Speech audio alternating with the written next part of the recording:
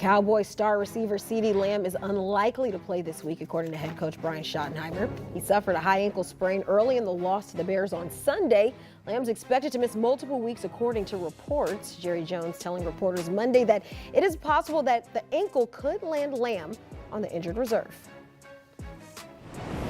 We're back, joined by Bryant, McFadden, and Emory Hunt, and the Cowboys dropping to 1-2 on the season. And to add insult to injury, will now be without their top receiving threat in Ceedee Lamb. B-Mac, can the Cowboys keep the ship afloat without Lamb? Well, I think the bigger question would be, could they keep the ship afloat with Lamb? Right? Because of what we saw yesterday in their defense in the last two outings, who knows? You have to score a lot of points. But to answer your question, Kiana, I think they can, and here's why. This is where the move to acquire George Pickens shows up. Because George Pickens is a wide receiver one. But when you play next to Ceedee Lamb will always hold that role because he is him. Now with the injury, you have a proven guy who you can rely on if you're Dak Prescott to get the football to in critical moments. Not to mention, I really love what I'm seeing from Jake Ferguson so far in 3 weeks of play, especially the last two ball games. He has showed up big time in the stat sheet and most importantly becoming another reliable pass catcher for Dak Prescott. So any other world without George Pickens, you don't have Ceedee Lamb, no question, you need to be concerned. I am concerned, but I'm not as concerned as much because we know George Pickens can deliver, especially having a full week preparing in that role as wide receiver one should do him very, very well. Yeah, everyone slides up a notch when you lose a Ceedee Lamb, so Pickens goes to that number one. Toby's going to get an increased role. But what I love about what they're going to utilize now, because he's quietly been stepping up big time, is Kevontae Turpin. Yeah. Like, here's someone that you want the football in his hands. He's someone that you kind of utilize in the backfield. That's why it was sort of a shock to see Ceedee Lamb kind of handle that role. But, man, when you have George Pickens who has elite level hands, I know he dropped an easy one yesterday, but his hands are top notch.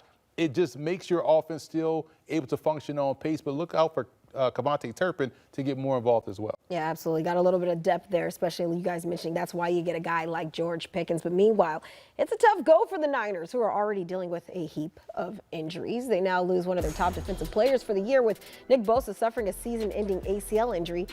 Emory, what's your confidence level in Robert Saleh's unit now with Bosa done for the year? I love how they've already addressed the depth there by drafting Mykel Williams out of Georgia, who is one of my top edge rushers coming to class, and he has that fit for that defense. He has the length to hold his own, set a physical edge, but also can collapse a pocket. He's not Bosa, but he's also someone that can help you out in terms of the run game, but also keep this defense still playing how they play. The mindset is there, even though Bosa may not be. Yes, it's going to hurt this defense, but it won't be detrimental because you have a guy like Mykel Williams. Yeah, it is going to hurt because Bosa is one of the best pass rushers in the National Football League, and he kind of jumpstarts their effort when they play week in and week out with his individual skill set. But to your point, having Robert Saleh into the fold has really helped in terms of the schematic side of things and being able to manipulate opposing quarterbacks with different bodies in different spaces. So that will be beneficial in terms of moving on without Joey Bosa for the rest of the Nick Bosa, I'm sorry, for the rest of the year. And one great luxury, they're 3-0. They're undefeated. They're 2-0 in the division. They have 3 total NFC wins. So that's a great luxury to have, knowing you're going to be without your star defensive lineman the rest of the season. Absolutely. Well, in that exact same game, another player going down, but on the opposite sideline, as players from both teams came to the field after Cardinals running back James Conner was carted off the field after suffering a gruesome leg injury in the loss. The injury was considered severe and will require surgery, ending his season for the Cardinals. You guys could see quarterback Kyler Murray was visibly upset on the field after Conner went down. So, Emory, you have been extremely high on the Cardinals as a top team in the NFC West this season. How big of a loss is this for Arizona? This is a big loss because you have a James Conner who's your pace setter. He's your leader. He's your vocal guy. He's the party starter. When there's kind of sluggish on offense, they tend to turn around and give him the football, and he is able to jumpstart the offense via the run game. And without him being on the field, being able to be that productive player, but also being that vocal leader, now you're looking for whoever else can step up and hold that down. Normally, you would think your quarterback. So this is another opportunity for Kyler Murray to step up and show he's a true leader for this football team. But Conner is everything for this offense. Even though they have a tremendous talent, everywhere else on the roster, he is the one that kind of keeps everybody. He's the glue guy, so to speak, for this offense. Yeah, this is a big loss because, to your point, Emory, James Conner was like the unsung hero for their team in terms of leadership and how much respect he had from his teammates. And we saw that when he went down, everyone instantly, it was almost like a punch in the stomach where they were just like, man, not James. But it's the part of the game, the National Football League. Now you need a guy in Trey Benson to show up. It's his show right now as we see it moving forward. He's shown some flashes here or there. We know he's a faster guy than James Conner. Clearly, he lacks the experience. But in terms of athleticism, one would say he's more athletic than James Conner. So now we just need to see all those combine results turn into on-the-field production for them to have a very, very successful year.